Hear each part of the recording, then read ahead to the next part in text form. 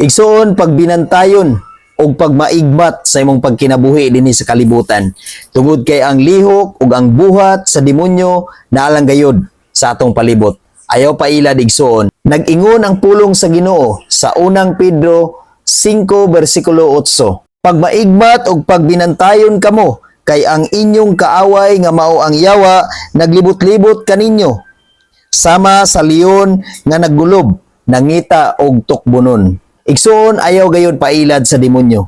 Ang demonyo mangita og paagi aron gub-on niya ang atong relasyon ngadto sa Ginoo. Ayaw pauwat igsoon ang demonyo naglibot-libot kanato. Atong lig-unon kanunay ang atong pagtuo og pagsalig ngadto sa Ginoo aron dili kini maguba sa demonyo. Hinumdumi igsoon nga ang demonyo naglibot-libot lang kanato og nangita siyang paagi aron distrakon kita. Aron gub-on ang atong pagtuo ngadto sa Ginoo, aron gub-on ang atong maayo nga relasyon ngadto sa Ginoo. Mong nag-ingon ang pulong sa Dios, pagmaigmat ug pagbinantayon kanunay. Lig-una ang imong pagtuo ug pag-ampo kanunay ngadto sa Ginoo aron dili kita mailad sa demonyo. God bless sa tanan.